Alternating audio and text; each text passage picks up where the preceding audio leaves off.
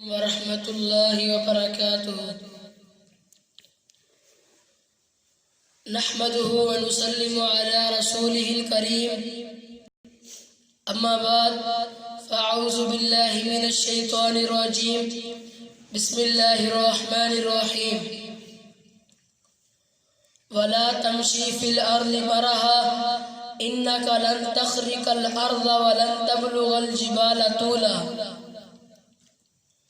وقال النبي صلى الله عليه وآله وسلم من تعزم بنفسه واختال في مشيته يلقى الله وهو غضبان عليه.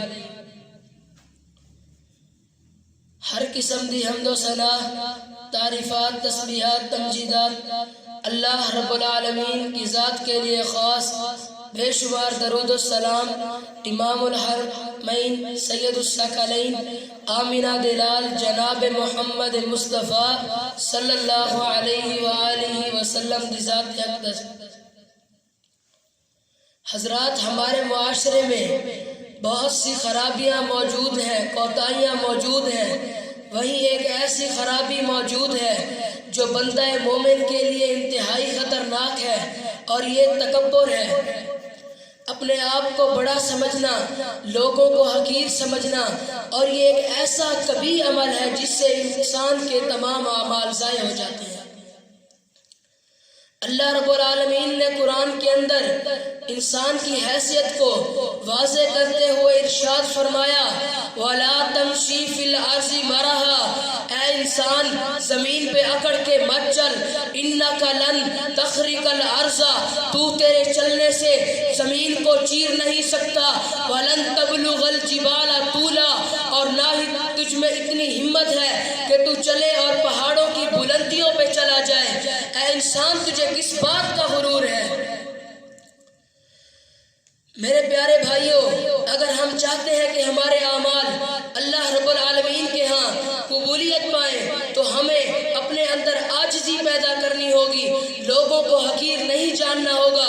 اللہ کے نبی صلی اللہ علیہ وسلم نے فرمایا جو انسان اپنے آپ کو بڑا سمجھتا ہے، اپنی چال ڈھال کے اندر وہ تکبر ڈالتا ہے، قیامت کے دن جب وہ رب العالمین سے ملے گا تو اللہ اس سے سخت غصے ہوں گے. اور میرے بھائیوں، قیامت کا دن تو اتنا سخت دن ہے کہ انبیاء پکار رہے ہوں گے نفسی نفسی. صرف ایک اللہ کی رحمت کی ضرورت ہوگی، اور جس کے اوپر اللہ رب العالمین کی ناراضگی ہو تو سوچئے اس کا کیا حال ہوگا. اللہ. اور حدیث قدسی بھی ہے، رب العالمین نے فرمایا یہ عظمت اور کبریائی میری چادریں ہیں، جو بھی ان میں سے کسی کو اپنانے کی کوشش کرے گا میں اسے جہنم میں ڈال دوں گا، میں اسے جہنم میں ڈال دوں گا.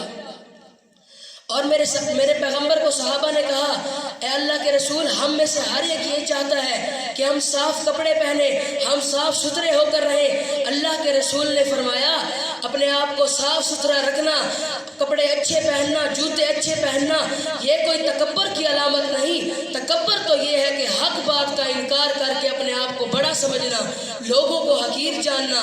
رب العالمین نے آپ صلی اللہ علیہ وسلم نے فرمایا کہ اللہ تعالیٰ بہت خوبصورت ہے، اور رب العالمین خوبصورتی کو پسند کرتے ہیں، اور رب العالمین کو یہ بات پسند ہے کہ وہ اپنی دی گئی نعمتوں کا اظہار اپنے بندوں پہ دیکھیں.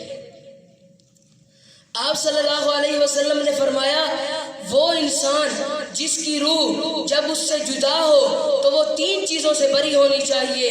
پہلی چیز تکبر، دوسرا ریاکاری، جھوٹ، دھوکہ بازی، تیسری قرض.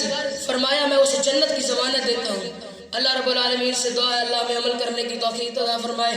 وآخر دعوانا الحمدللہ رب العالمین.